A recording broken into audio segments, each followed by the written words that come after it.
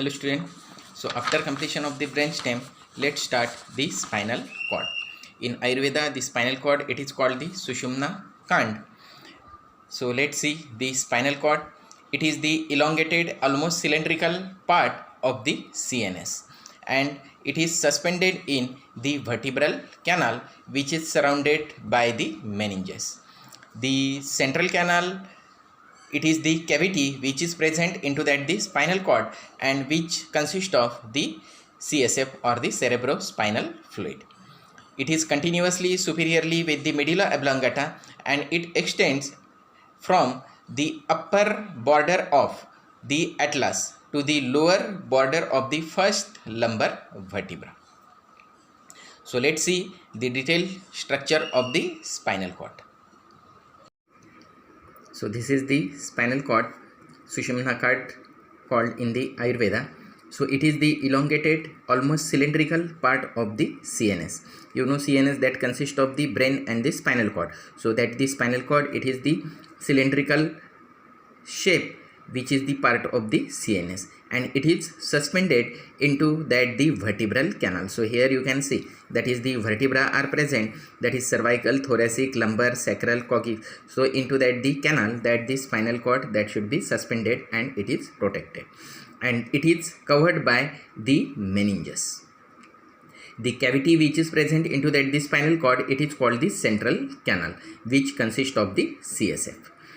Then it is continuous above or extends from the medulla oblongata till to that the first lumbar vertebra. So as it is starts from the medulla oblongata, so in the vertebral level, that is at the level of the upper border of the atlas, which is the first cervical vertebra. Then it goes downwards till to the level of the L1 vertebra, where it is end into that the small elongated part, it is called the conus medullaris. Then the length of the spinal cord, that is near about 45 centimeter in long in the adult male and about a little finger thickness, means near about 1.25 centimeter thickness.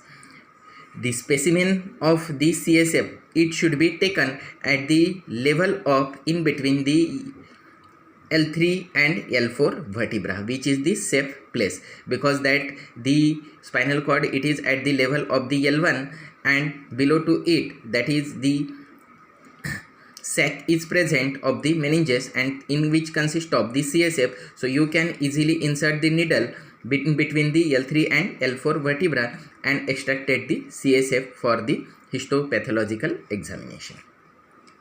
Then the enlargement of the spinal cord. So here in this diagram you can see that is it should be shows that is the enlargement in some region. That is first it should be occurs, here you can see that is the medulla oblongata, and the first enlargement that should be occur in the segment of the C4 to the T2, that is called the cervical enlargement, because the spinal nerves which arises from this region, they should be supplied to the upper limb. Then the second enlargement, that is called the lumbar enlargement, and that should be present at the level of the L1 to S3, and from this region the spinal nerves which are arises, they supply to that the lower limb. Then here you can see that is the conus medullaris. So it is the terminal part of the spinal cord, where that is the spinal cord, it should be ends. Then the filum terminale. So here you can see that is the filum terminale, this one. So it is the long cylindrical thread-like projection coming out from the conus medullaris to near about the coccyx vertebra. The length of that is the filum terminale, it is near about the length of the filum terminale, that is near about the 20 centimeter. Then the cauda equina. So here in this diagram you can see this is. So cauda equina are the nerve root of the lumbar, sacral and the coccygeal nerve, which form the caudal part of that is the cord, form a bunch of the nerve. So here you can see that is forming the bunch of the nerve which around the phylum terminally. So it is seen like the horse tail like structure, so that is called the cauda equina. Then the spinal nerves. So here you can see that is the spinal nerves. So these spinal nerves, they should be convey impulses from the brain to that the various organ and the tissue which descends through that the spinal cord. So here you can see appropriate, they leave the cord and passes the structure they supply. Similarly, the sensory nerves which carry the impulses from organ to that the cerebral cortex. So it from passes the organ to that the tissue and passes upward in the spinal cord to the brain. Some activities of the spinal cord are independent of brain and are controlled at the level of the spinal cord by the spinal reflexes. Then let's see that is the meningeal covering. So the spinal cord that should be covered by the all three meninges, that is the meningeal layer of the dura mater, the arachnoid mater and the pia mater. The space which is present between that the vertebral canal and the meningeal layer of the dura mater. So this space, it is called the epidural space. Then the space which is present between the dura mater and the arachnoid mater.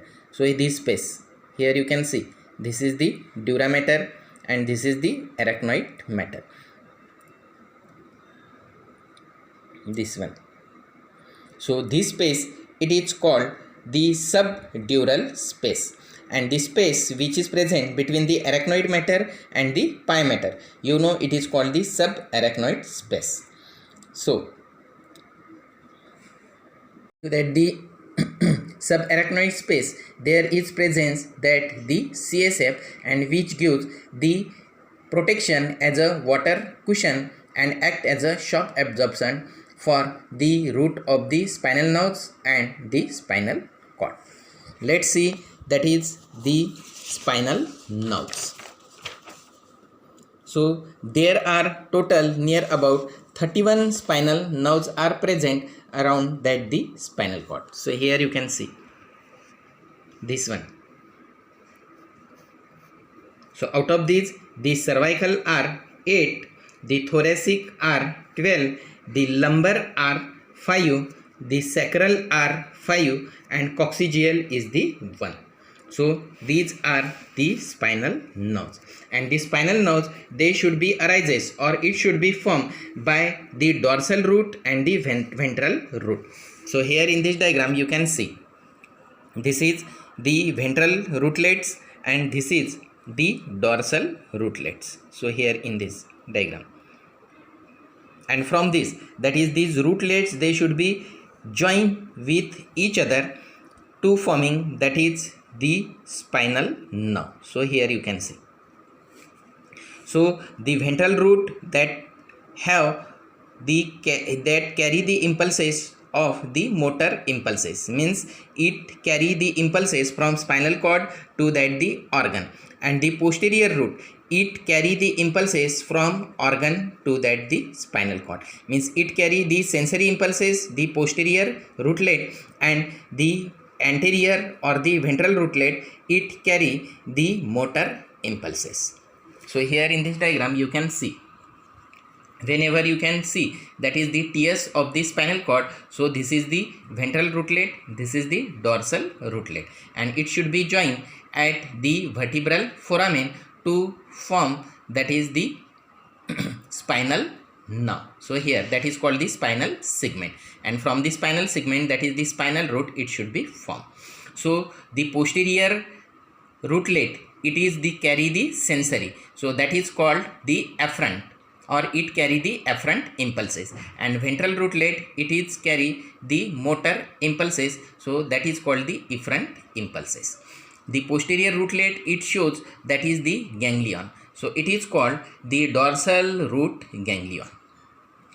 Then as that is the spinal nerve, it should be live from the vertebral foramen, so it should be suddenly divided into that the two branches, that is the ventral ramus and the dorsal ramus. So here you can see in this diagram, that is the nerve root, it should be joined to form that is the spinal segment, and the spinal segment that should be then it should be divided, that is the ventral ramus, here you can see, and the dorsal ramus, this one, and from the ventral ramus it should be forming that the ganglion, and this ganglion collecting with each other to forming that the ganglionic chain, this one. So ventral ramus, it should be supply the impulses from anterior to third part of the anterior and the lateral side of the body, and the dorsal ramus, it should be supply the impulses to the posterior 1/3 part of the body. So these are the spinal nerves. Then let's see the external features of the spinal cord. So anteriorly the spinal cord, it is divided into two parts by a anterior median fissure, that is the deep fissure which is present on the medial side of the spinal cord, and posteriorly it should be forming that the sulcus, that is called the posterior median sulcus or the posterior median septum. So this one. So it is thin longitudinal groove which is present on the posterior side.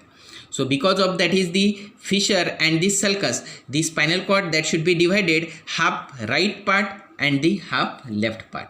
So it should be divided or subdivided into this half part is divided into, that is the anterior part, the lateral part and the posterior part, because of that is the anterior lateral sulcus and the posterolateral sulcus. So here you can see that is the posterolateral sulcus, and here that is the anterolateral sulcus is present. So because of that the half part of the spinal cord, it should be divided into the anterior, lateral and the posterior part.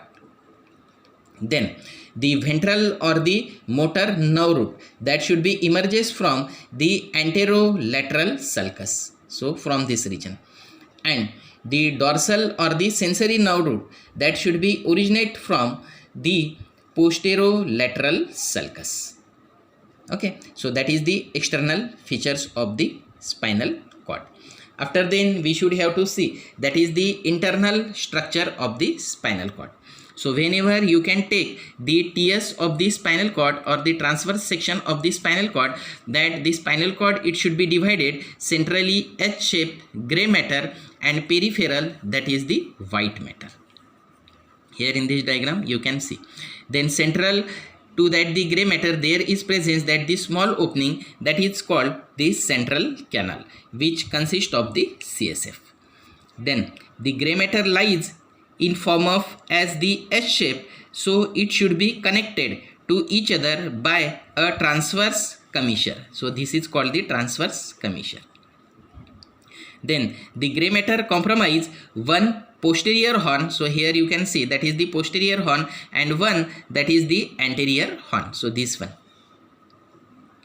But only in T1 and L1 level and S2 and S4 segments, there is additional lateral horn is present. So here you can see that is the lateral horn, this one. So there is additional lateral horn which is supply for the viscera. So the viscera, that should be plays the important role in the autonomic nervous system. Then the shape and the size of the horn differ in the different segments due to the functional reason. Then the anterior horn, this one, that carry the motor impulses from cerebral cortex to the spinal cord and spinal cord to that the organ. So that is called the motor root.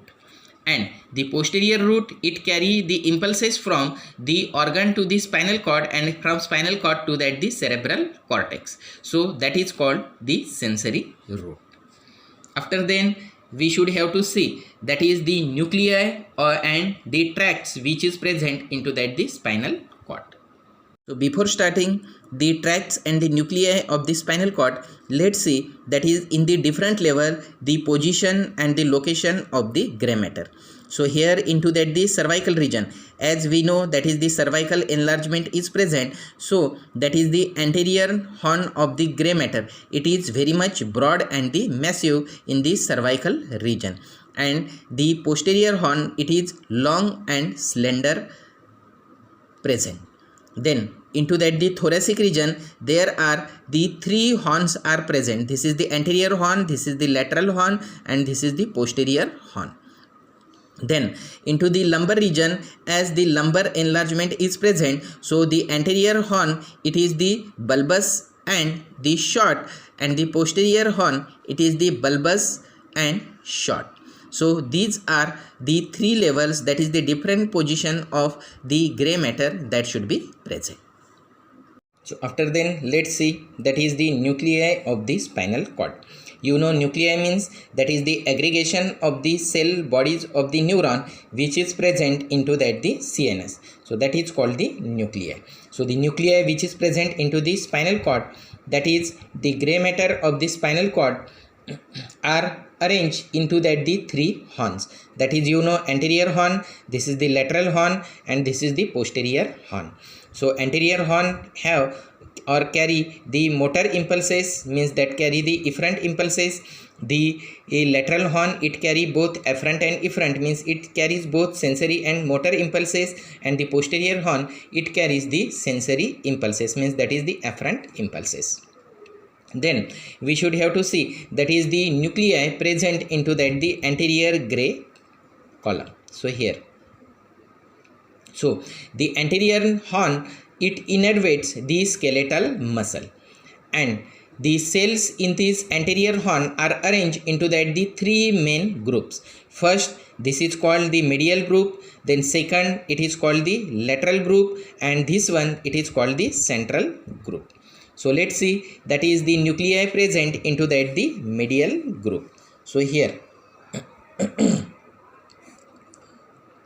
so the medial group, it present through that the entire extent and innervate the axial muscles of the body. Then the lateral group present, so it consists of the nuclei, that is the dorsomedial nuclei and the ventromedial nuclei. Then the lateral group, so this one.